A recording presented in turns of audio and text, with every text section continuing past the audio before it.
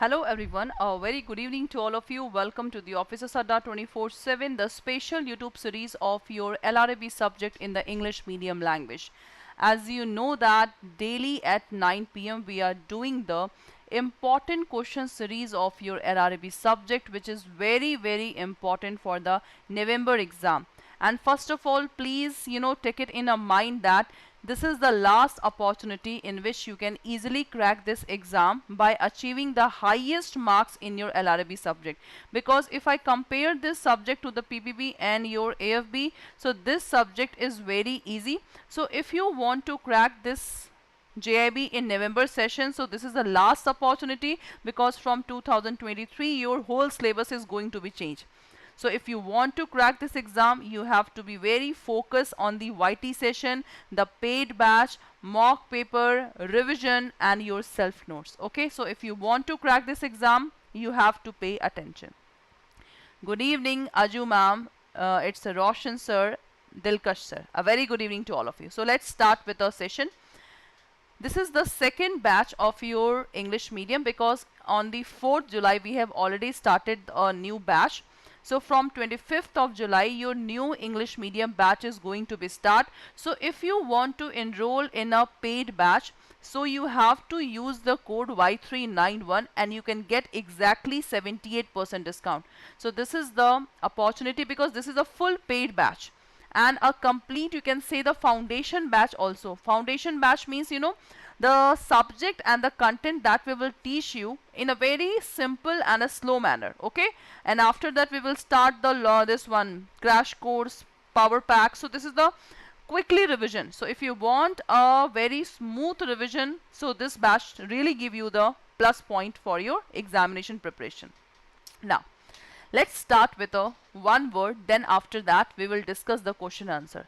So what is void contract? If I talk about this void contract, so the answer is very simple. In the 7:30 p.m. we have learned the void agreement.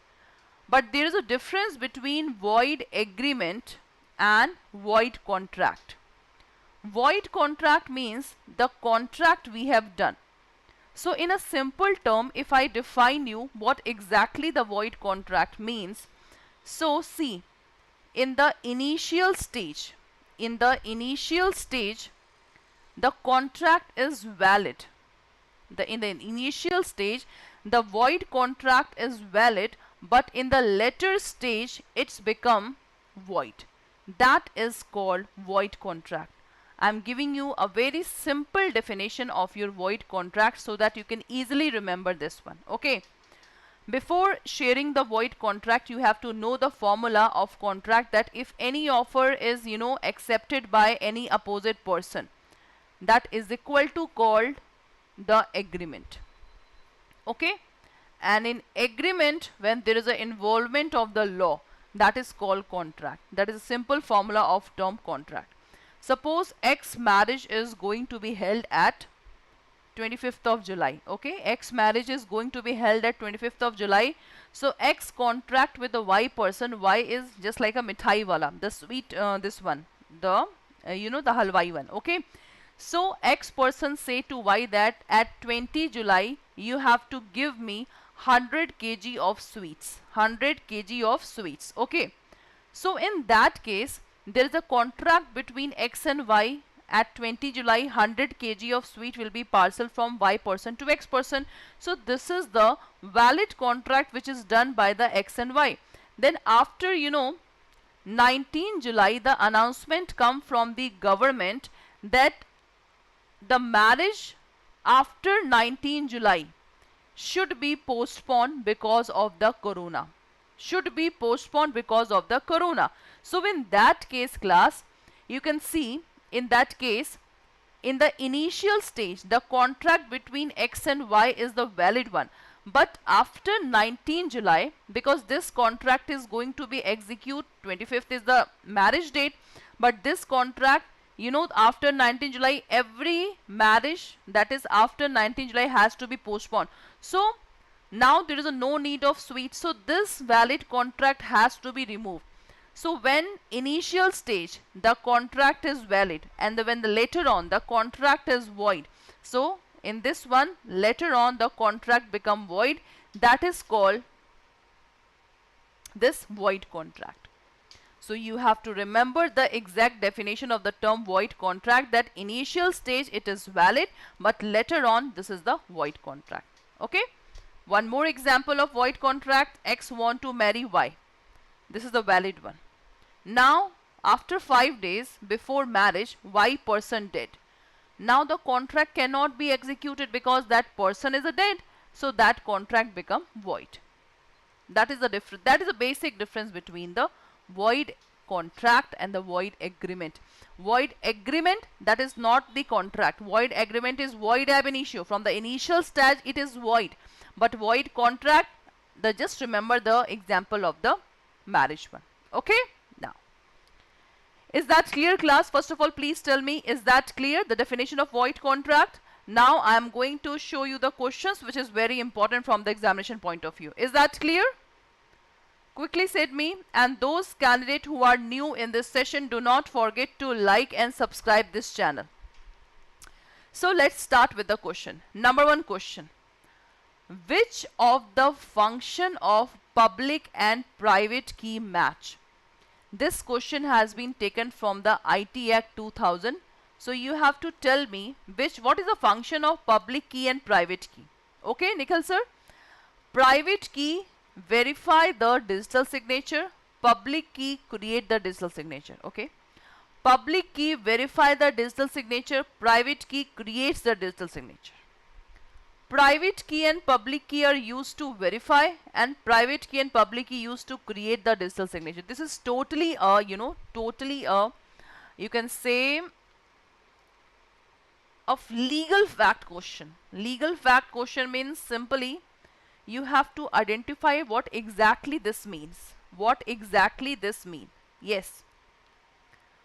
What is the exact meaning of this one? Function of public and private key.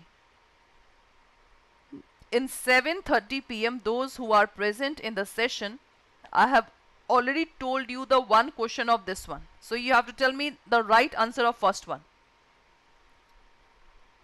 So those candidates who have told me that B is the right answer, you are absolutely right. Public key verify the digital signature and the private key creates the digital signature.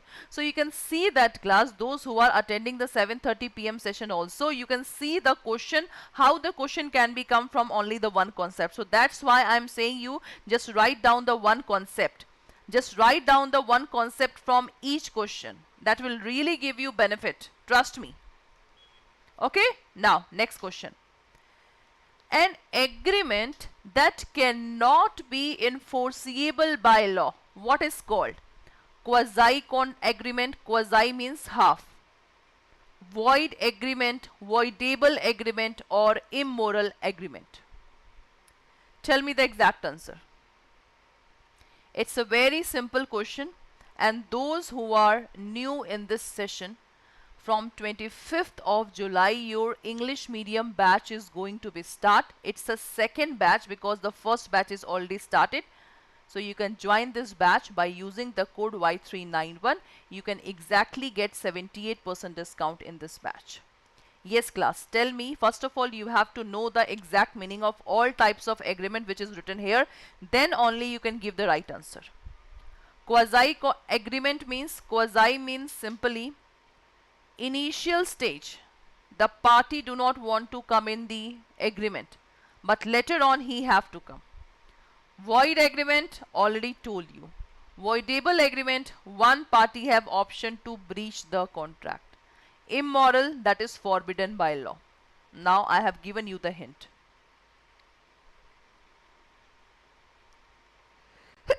Sorry.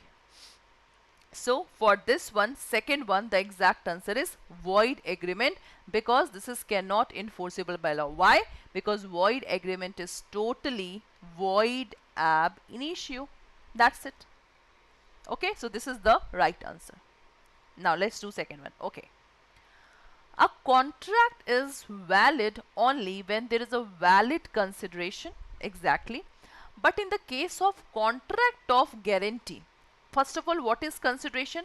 Consideration means something for something. What I have told you, something for something. Suppose if I went to shop, if I pay the money, so the money is consideration for shopkeeper, and for mine, suppose I want 10 kg of rice, so 10 kg rice is my consideration. So class, but in the contract of guarantee, no consideration passes between bank and guarantee. That is a bank and guarantor. So tell me, the contract is still valid. It means that this is the contract of guarantee, okay? He is the principal debtor, he is the creditor, and he is the surety. Principal debtor appointed the surety that on the behalf of mine, suppose if the principal debtor is not able to pay the money, the surety have to pay the money. That is called contract of guarantee. So you have to tell me that if surety is doing the work, that is surety is paying the money on the behalf of principal debtor, so for that case the surety can demand money from the principal debtor for that act.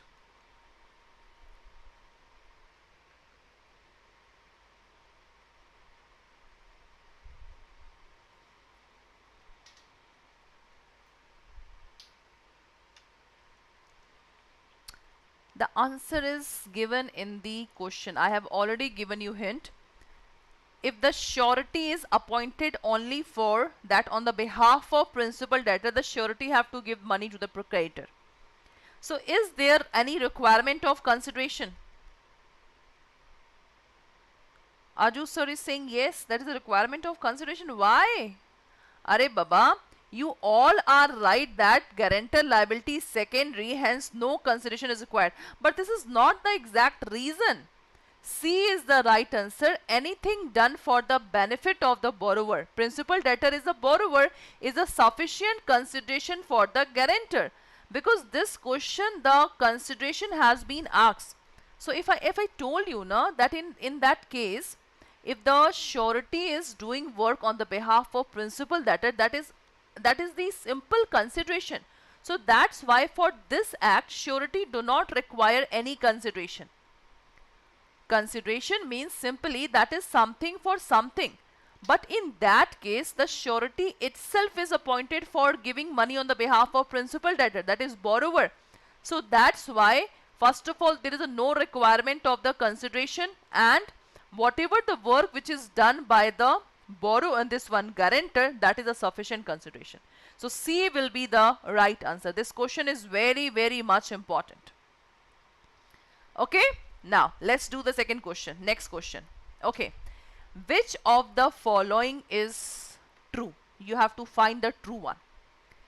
Bailer is a person who received the goods as security for loan. Okay. When documents are delivered by a customer for safe custody, this question is totally based on the bailment. And what is bailment?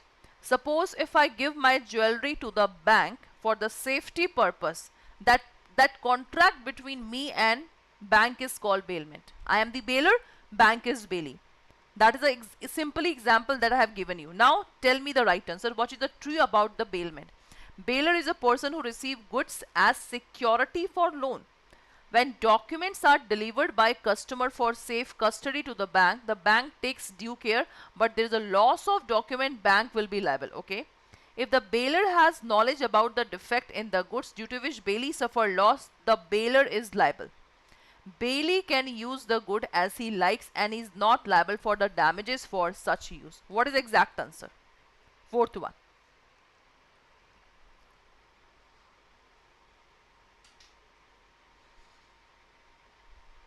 First of all, bailment is simply he is the bailer, he is the bailee. Suppose a simply bank is the bailee.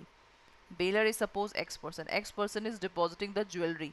So X person is delivering the property for specific purpose. When specific purpose complete, bailee have to return back. So A, bailer is a person who receive goods. The answer is absolutely no. A is not the right answer. A is not the right one. Okay, got it? Okay, next one. When the documents are delivered by customer for safe custody to the bank takes due care, but there is a loss to documents. If there is a loss, the bank is liable to the customer. Okay, fourth point is this one. If the bailer has knowledge about the defect in the goods due to which bailee suffer loss, the bailer is liable. This is also the right one. Bailee can use the good as he likes, is not liable for damages for such use. So in that case, B is the also right one and C is also the right one. Na? I think B and C are the right one. D is absolutely wrong. Because this statement is also right if the bailer has knowledge about the defect due to which bailee suffer loss. The bailer is liable. Oh, defect. If it is the latent defect, then the bailer is not liable. Then it can be the wrong. But otherwise, B and C is right one. C is also right one. Okay, C is also right one because bailer knows knowledge about the defect due to which bailee suffer loss. So bailer will absolutely have to pay. So B and C both are the right statement. Okay, B and C both are the right statement in this question. Are you getting my point? Why the B and C is right one? The concept is clear or not? First of all, tell me. The B and C both will be the right answer because C is the also right statement. If in the C point class, if the latent defect will be there now, then bailer is not liable. Then it can be the wrong statement. But if it is not given any, whether it is latent and patent defect, because there are two types of defect. Patent defect means which we can see, and latent defect which we cannot see. So which we cannot see, we are not liable. So that's why B and C both is the right statement. Okay. Now, as a part of corporate governance, the concept fit and proper relates to which of the following aspect? Fifth one. Appointment of director of a bank, management of bank to the management of bank or staff of bank. Which of the following is the right one? Fifth one, corporate governance. This topic is very important. For the fifth question, you can just write down corporate governance. Yes. Which of the following is the right one? This word is fit and proper is there. So, to whom this word we use? To whom?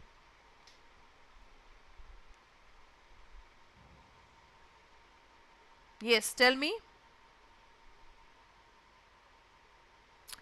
This question is very simple. For fifth one, the exact answer is, just try to learn this one. For fit and proper, the management of director of the bank is the right answer. So A is the right answer. Okay, A1. Okay. Under the Sale of Goods Act, tell me, what do you mean by the term caveat emptor? Caveat emptor is the legal maxim. It is an instruction to the buyer to buy only if he likes. Second is, it is a condition binding the buyer and the seller agree to certain condition of the sale. C is, it is a warning for the sale buyer to be cautious while buying, or it is a right of seller whether to sell the goods or not. So what is the exact answer of sixth one? The answer is very, very simple. Caveat emptor. Caveat emptor class. And those candidates who are new in this session, do not forget to like the session, and daily at 9 p.m.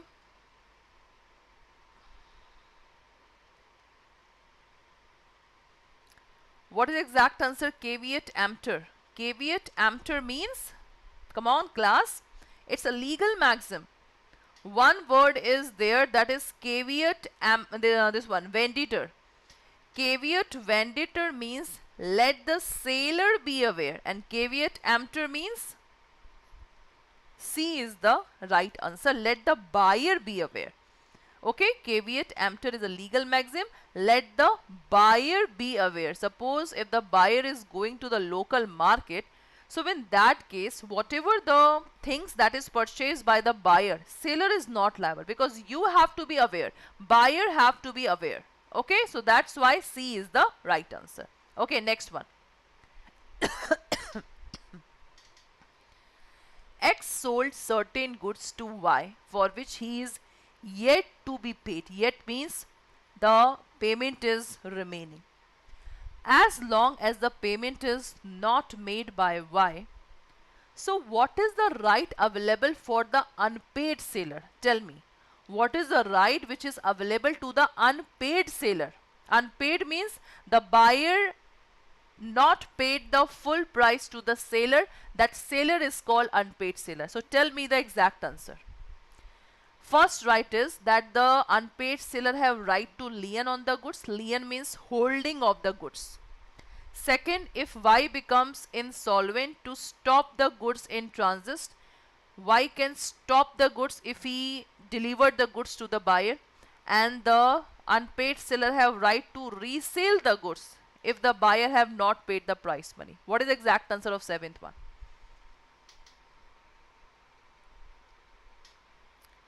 What is the exact of seventh one? The question is very, very easy one. Seventh one, Preetham sir, excellence for the seventh one. A to C, all are the rights which is available to the unpaid seller under the SOGA Act. So for seventh question, what is the conclusion? The rights of unpaid seller is very important from the examination point of view. Okay, now last question. Partnership is a contract.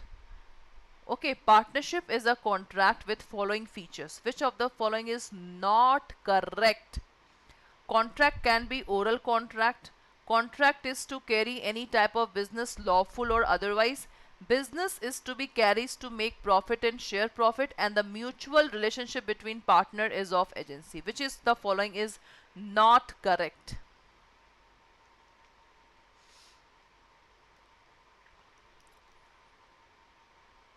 Which of the following is not correct?